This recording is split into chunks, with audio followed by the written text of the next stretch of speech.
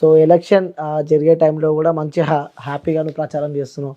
ఆ టైంలో సడన్ గా ఒక వీడియో బయటికి రావడం జరిగింది మనకి నాన్న గురించి. ఆ వీడియో రాగానే మొత్తం వన్ సైడ్ అయిపోయింది. ఏదో శిరీష మంచిగా ప్రచారంలో దూసుకెళ్తున్న శిరీష మధ్యలో ఆ వీడియో చాలా వైరల్ కావడం జరిగింది. మీ నాన్న సో నీ గురించి కొన్ని మిస్గైడ్ చేసిండు, కొంచెం వేరేలాగా మాట్లాడిండు. సో ఆ వీడియో గురించి మీరు ఏం చెప్తారు? అంటే కావాలని చేపించాలని చెప్పి కూడా మీరు కొన్నిసార్లు సందర్భాలు కావాలని చేపించారని చెప్పడం కాదు, చేపిచ్చిరు 100%. చేపించిన వ్యక్తులు కూడా నాకు తెలుసు, కానీ నేను ఇంకేం అనదలుచుకోలేదు. ఎవరి పాపం వాళ్ళది. అన్ని రోజులు చెప్పండి, అప్పుడే ఎందుకు చెప్తారు ఒక మాట చెప్పన్నా? అన్ని రోజులు ఆయన ఒక 3.5 years అవుతుంది వెళ్ళిపోయి ఇంట్లోకి వెళ్ళి. వేరే ఆమెను తీసుకొని పోయి నేను ఎప్పుడన్నా చెప్పినా ఏమన్నా? అవసరం లేదు, చెప్పాల్సిన అవసరం లేదు. ఇప్పుడు ఆయనను తప్పు పడితే మా ఫ్యామిలీలో ఒక పర్సన్ కాబట్టి మమ్మల్ని మేము తప్పు పట్టుకున్నట్టు అవుతుంది. సో నాకు అవసరం లేదని అంతకు ముందు కూడా నేను నామినేషన్ వేయడానికి ముందు కూడా చాలా ఇంటర్వ్యూలు ఇచ్చిన, కానీ ఏ ఇంటర్వ్యూలో కూడా మా ఫాదర్ లేడు, బయట ఉండడని మాత్రమే చెప్పినా, కానీ ఇట్లా పోయిండని అయితే నేను చెప్పలేదు ఎక్కడ కూడా. అంటే సొంత నాన్న కాబట్టి ఎలా చెప్పాల్సిన అవసరం లేదు, మన విషయాలు మనం బయట వేసుకోవాల్సిన అవసరం లేదు అనేది నా ఆలోచన. కానీ ఇంకా ఏదో ఇట్లా చెప్పి ఆయనకు తర్వాత ఒక 3.5 years తర్వాత వెళ్ళిపోయిన తర్వాత మెంటల్ కండిషన్ అనేది చాలా దెబ్బతిన్నది ఆయనకు. మెంటల్ అతను కావడం కూడా కారణం మీరే అని చెప్పి కూడా నడుస్తుంది మరి బయట. మేమే అంటే ఇంకా పెడతారు, ఇంకేమన్నా పెడతారు. ఇప్పుడు నేను హైలైట్ అయినా కదా, ఒక తండ్రే ఓర్వలేకపోతుండు.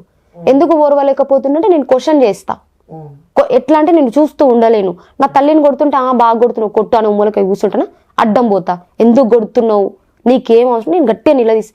నా ఫ్యామిలీ వేరే ఫ్యామిలీ లేడ జరిగినా నేను నిలదీస్తా. తప్పు ఉంటే ఏం ఊకోను, చూసుకుంటా. అట్లా నేను నిలదీయడం వల్ల గట్టిగా నేను ఒక శత్రువు లెక్క అయిపోయినా.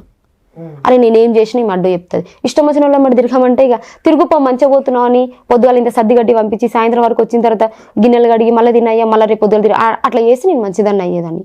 నీకు ఇష్టం వచ్చినట్టు తిరగడం, ఇంట్లో వచ్చిన సంపాదన అంతా వేరే వాళ్ళకి పెట్టడం, ఇష్టం వచ్చినట్టు చేస్తే ఈ ఇంట్లో ఎవరు ఊరుకుంటారు అన్న. ఇప్పుడు అవన్నీ క్వశ్చన్ చేయడం వల్ల నేను ఒక శత్రువు లెక్క కనిపించేసరికి ఇక ఇట్లా అయిపోయింది.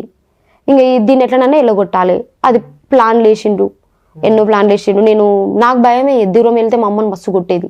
కంటిన్యూ కొట్టి ఆమెకు బ్యాక్ బోన్ సరిగ్గా లేదు. మీరు స్కానింగ్ కూడా వేసుకోండి కావాలంటే. వెనకాల ఇటుక పిల్ల తీసుకొని కొడితే నేను లేని సిచ్యువేషన్లో క్రాక్ వచ్చింది. 1 month బెడ్ రెస్ట్ తెచ్చి ఇంట్లో పెట్టుకున్నాడు దాన్ని. ఇంకా క్వశ్చన్ చేయరా అన్న, ఎవరైనా చేస్తారు. ఇప్పుడు అంత క్వశ్చన్ చేయకుండా కళ్ళు మూసుకొని అయితే ఎవరు ఉండరు కదా.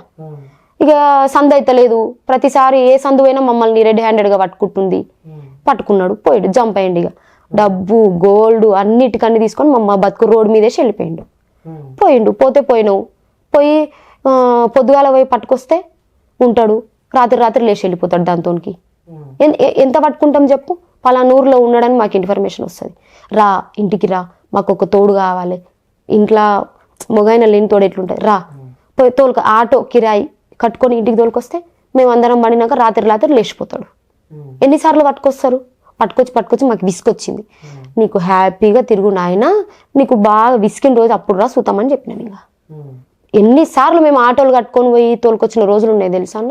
వీళ్ళకి తెలియదు, ఒక్కటే వ్యూస్ బాగా పోవాలి, అదొక్కటి చాలు. ఇంకా అరే పెట్టిండు, అది ఏ ఆయన కండిషన్ ఫుల్ తాగిండు. ఆ వీడియోలో వెనకలా చెప్తున్నారు, మనం చిన్నగా వింటే ఇట్లా చెప్పు అని పక్కన చెప్పిస్తారు.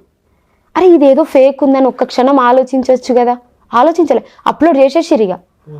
ఫీజులు ఇట్లా ఎగిరిపోయినాయి. ఇదంతా కుట్రా.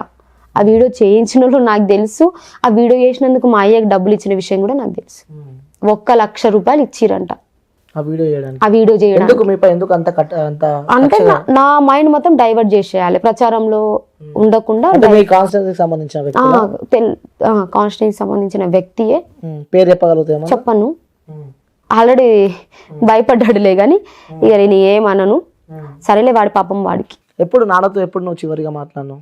నేను మాట్లాడు ఒక 3.5 years అవుతుంది. అంటే నేను 10th లో ఉన్నప్పుడు అనుకుంటా వేరే ఆమెతో ఇట్లా కొంచెం చేస్తుంటే చాలా పెద్ద గొడవ అయినది.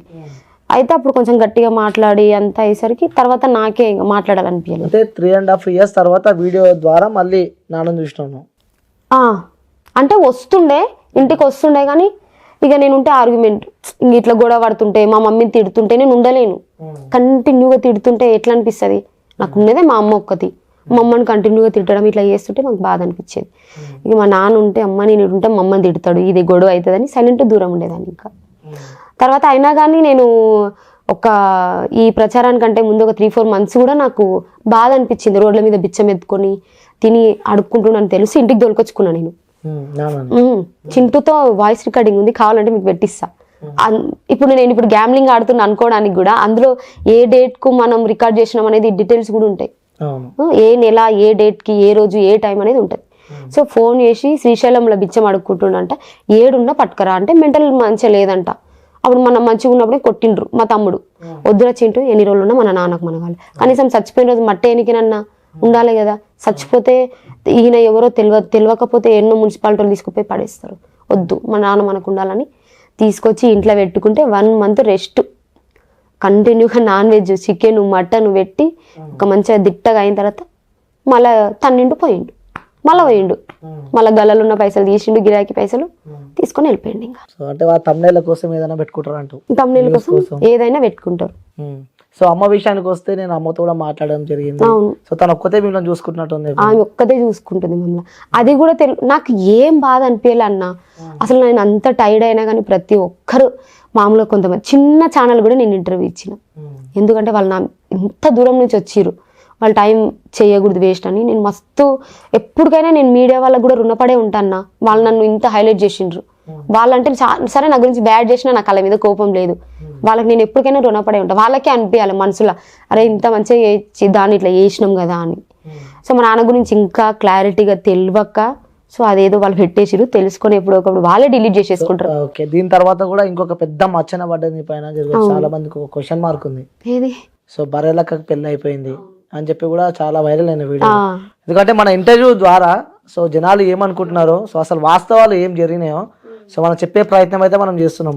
సో అదొక్క మచ్చ అంటే మనం ఇప్పటికీ ఆల్మోస్ట్ అన్ని క్లియర్ చేసినాము.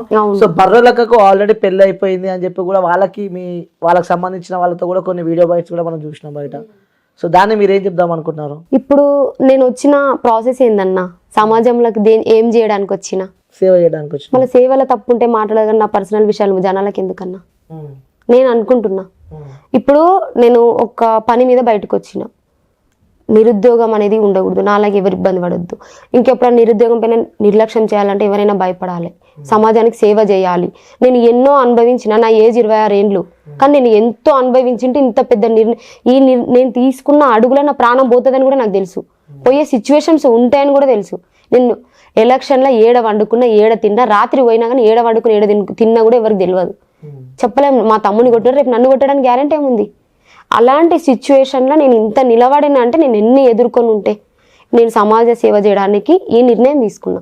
నేను చేసే సేవలో ఏదన్నా మిస్టేక్ ఉంటే నువ్వు ఏలెత్తు చూపి, నా పర్సనల్ విషయం అనేది ఎవరికి అవసరం లేదు. వాళ్ళ ఇంట్లో అంత చక్కగా ఉన్నప్పుడు నాకు చెప్పాలి. సో ఈ ప్రచారాలు చేసింది, ఇలాంటివి క్రియేట్ చేసింది కూడా ఓర్వజాలని వాళ్ళే.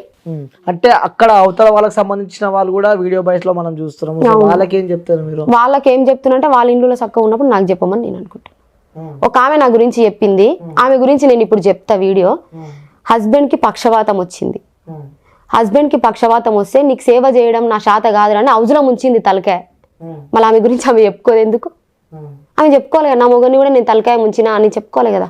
నా విషయాలు బయట పెడుతుందే, ఆమె విషయాలు ఆమె అవునయ్యా నేను కూడా మొగన్ని హౌజ్లో ముంచిన, పక్షవాతం వచ్చింది, సేవ చేయడానికి శాతగాక హౌజ్లో ముంచిన, సంపుదాం అనుకున్నా కానీ బయట వచ్చి నన్ను దన్నీరు, నా మొగని నీళ్ళకి ఇలా తీసిరని చెప్పుకోవచ్చు కదా. మరి నా విషయం ఎందుకు చెప్పాలి ఇప్పుడు? సో నేను బయట ఏ ప్రాసెస్ మీద వచ్చినా ఆ ప్రాసెస్ సరిగ్గా లేకుంటే నువ్వు నన్ను క్వశ్చన్ చేయి. పర్సనల్ లైఫ్ అనేది ఎవ్వరికి అవసరం లేదు. ఓకే, సో నెక్స్ట్ ఎంపీగా పోటీ చేయబోతుంది నాగర్ కర్నూలు నుంచి బర్రెలక్క అని చెప్తున్నారు. మరి చేస్తున్నా అదే కదన్నా, అందుకే కంటిన్యూగా ఇప్పుడు నాకు అంత అనుభవం లేదు అనేసి ఎమ్మెల్యే ఎలక్షన్స్ అప్పుడు చాలా మంది నన్ను అన్నారు నీకు అనుభవం లేదు అని. ఈ ఎంపీ ఎలక్షన్లో అలాంటి మాట రాకూడదు అనేది అనుభవజ్ఞులైనటువంటి కొంతమంది మేధావులను కలుస్తూ వాళ్ళ దగ్గర ఎలా మాట్లాడాలి, ఎలా ఏంటి అనేది నేను కంటిన్యూస్గా ఇప్పటికి నేను ఎప్పటి నుంచి అయినా అన్న నేను చదువుకుంటున్న టైంలో అయినా మధ్యాహ్నం తిని కాసేపు ఒక అర్ధగంటనైనా పడుకునేదాన్ని. ఆఫ్టర్నూన్ ఎలక్షన్ నిలబడి నుంచి ఈ రోజు వరకు కనీసం 6 గంటలు 5 గంటలు నిద్ర కంటే ఎక్కువ పోతలేను. పొద్దుగాల లేస్తే రాత్రి ఇంటికి పోయే వరకు 9 అవుతుంది. అంటే కలుస్తూనే ఉన్నా కంటిన్యూగా.